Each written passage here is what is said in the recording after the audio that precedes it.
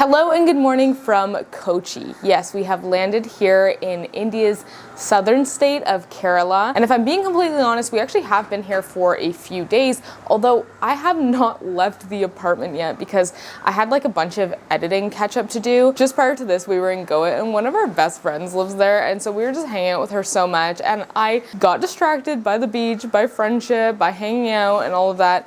It was a great time. But here we have landed in Kerala and we're back to exploring more of India, and I'm so excited to see this city. So let's get out of the house and explore Kochi for the first time. Come on. Kochi, in the coastal state of Kerala, is a South Indian city full of history, culture, and stunning natural beauty. Kerala itself is famous for its lush landscapes, peaceful backwaters, and deep-rooted traditions. Over the next 3 weeks, we'll be diving into all that this amazing region has to offer, and we're kicking things off right here in the heart of Kochi. I did want to say that this little homestay that we've been staying in is so great. It is a budget accommodation. It's about 14 Canadian a night, and we just have a room, but we also have like a private kitchen and a private bathroom as well. And the family that lives downstairs are the sweetest people, so I will definitely be linking it. If you're looking kind of for like a nice budget accommodation in Kochi, that's really close to everything that's happening down in town. We're back in the land of rickshaws, y'all. Goa, the state of Goa, doesn't have, well, I mean, there are some cities that have them, so I don't want to say all of Goa doesn't have rickshaws, but most of Goa and North Goa does not have any rickshaws. We had a scooty rental, or we'd be taking private cabs around, you know, if we had some beers or something like that, or if we were going a long distance, and they were so expensive. That was my one criticism, because it was private cab companies, so they could really charge anything. So it's nice to be able to see rickshaws again. I never thought I'd be so happy to see a rickshaw. There are also churches everywhere here. So when the colonizers came to India, this was the first established European city in India, which is of course why churches are so prevalent all around Kochi.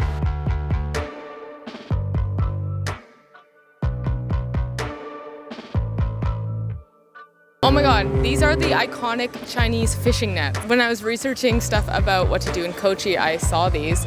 Apparently people could just come to the water and watch these fishermen do this all day.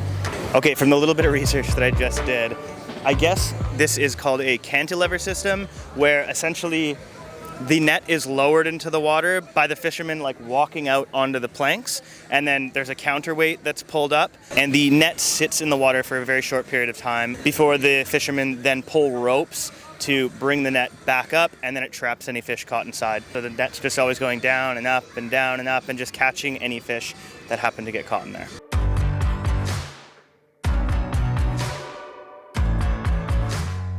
And right beside us, for anyone wondering about Kochi, that is the Arabian Sea. And it is really interesting to watch all the fishermen out there because the waters look honestly pretty rough.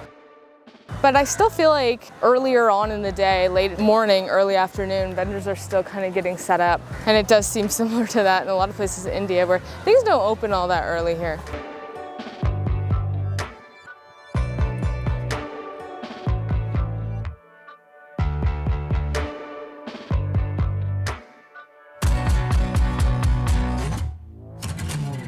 I was just telling Rachel, it actually looks like it'd be kind of a good surf spot, except for the waves break so close to the shore. And then after thinking about it, I realized that the waves breaking close to the shore probably means, those waves breaking so close to the shore probably means that there's a very steep drop off. And after looking at the sign behind me, it does in fact say that there's a very steep drop off and you should not swim here.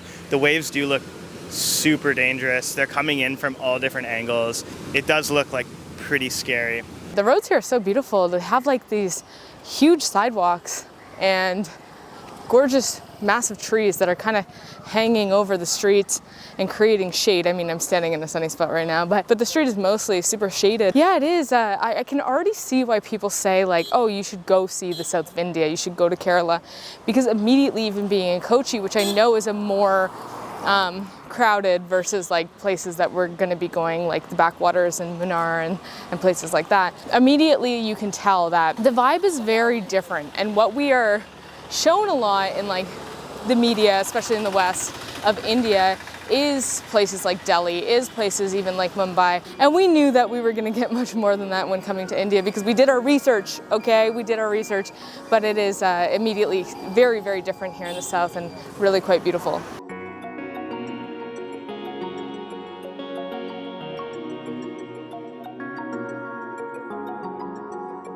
Now, of course, we are in a pretty touristy area. There are a ton of rickshaw drivers offering their services to show us around the city. We are just going on a walking tour by ourselves today. But one of the rickshaw drivers just reminded me of one of the classic lines that a lot of the rickshaw drivers throughout India have said to us, which is, walking is good for your health, but bad for my health. Very funny people. Okay, but they all steal each other's jokes. Like, who came up with that one? We've heard that one how many times now? I feel like, you know how when you're a kid you can get like joke books? I feel like they all have the same... The Indian rickshaw driver joke book.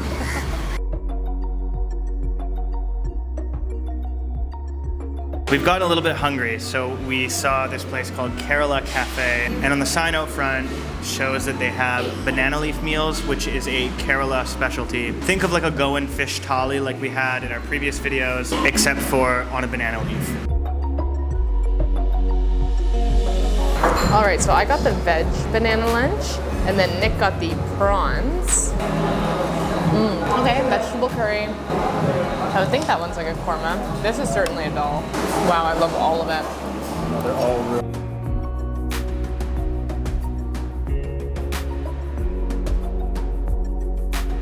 Walking through the streets is so nice. Like, look at all of this street art. I'm so full now.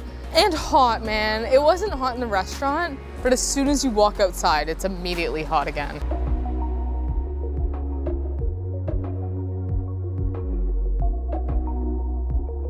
So we've been staying in Fort Kochi, which is kind of like a little strip off of the mainland. We have an appointment a little bit later on the mainland. Instead of taking a rickshaw all the way there, which takes a while with all of the traffic, we've heard that there is a water metro, which is essentially just like a little boat that will take us across into the mainland. Can I get 2 tickets to High Court?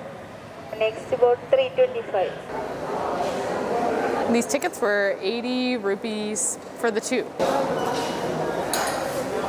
It's always a kind of confusing thing when you're in a country where you don't speak the language and you don't know the customs, because people just started getting on this boat, and then so we tried to start getting on the boat too, and they were like, no, even though there's only one stop. It's not like we were trying to get on the wrong boat. There's only one stop. The guy who came in after us, he was like, oh, stand up. He's like, go. He's like, go, and get now on the boat. He's on the boat, and we were told to sit. Oh, I didn't even notice that. He got on the boat. We didn't get on the boat. Yeah, he came in behind right us. after us. Look at us. So if you were to go straight this way on a boat, eventually you would hit Oman and Saudi Arabia.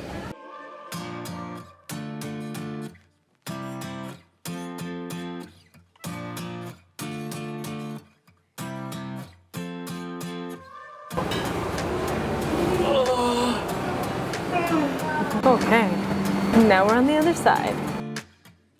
Kind of cool. It looks like there's a lot of like apartment buildings and stuff here. There's like any sort of like a bay, like a quay, or like there's just like restaurants. This place has a lot of apartment buildings and it's pretty. Okay, Nick was itching for some caffeine. I am trying my very best to not drink so much caffeine, okay guys? If you've been following this channel for a long time, you would know that that is a struggle in my life. I love coffee, but I really shouldn't drink it. It just gives me anxiety and makes me want to fall asleep. We're at a little cafe. Nick got an iced Americano, and I got a little Mosambi juice. I'm really getting the hang of India with my salt and lime soda and my Mosambi juice now. That's fire. So it's 4 p.m. almost, and we have an hour until our appointment.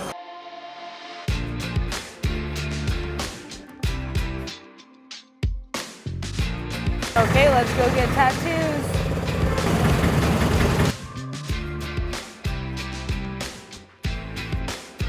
So we have just arrived here at Incredible Tattoo Studio, and we are just getting sized up for our new tattoos. Rachel and I are getting another set of matching tattoos. The font is different, but the word is the same, and we are so excited. How many matching tattoos do we have now, Nick?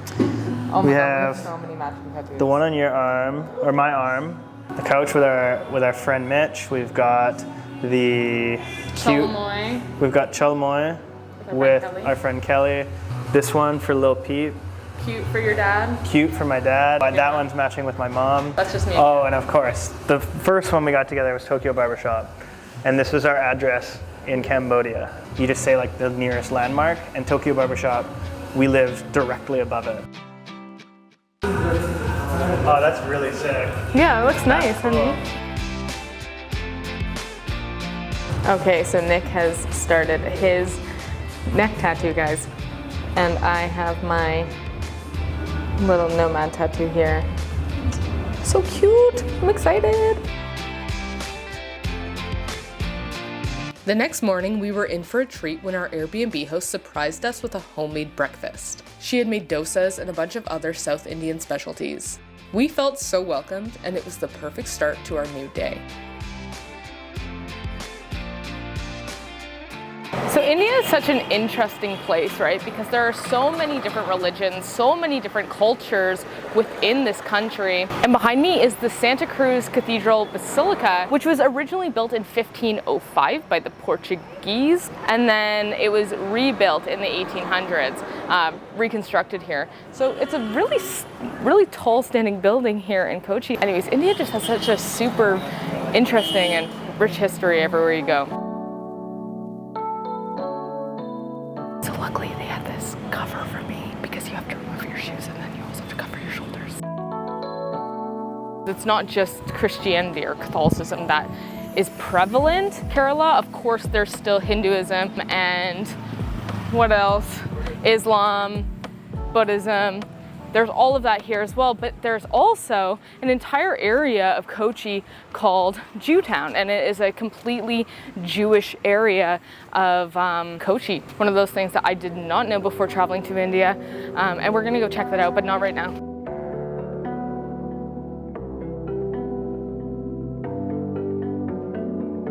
And right here there is a Dutch cemetery too, which I guess is where a lot of people are buried as well. You can't go into the cemetery, but you can kind of just see in here.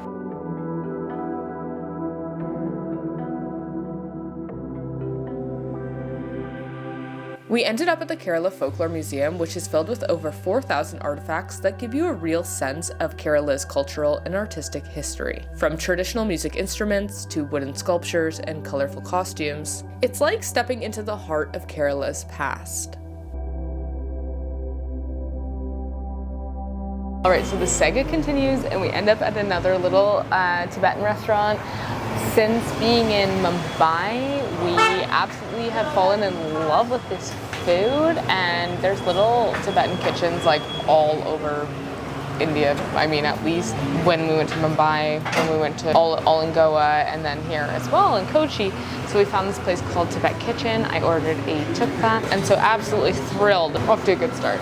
Our plan for Kerala is simple. We've got a few more days to soak in all that Kochi has to offer before we head down to relax on the beaches of Varkala. Of course, do a houseboat tour on the beautiful backwaters, and then make our way up to the mountains of Munnar. So thank you for joining us on a more unfiltered first impressions video, and we'll see you next week with a new video. Bye!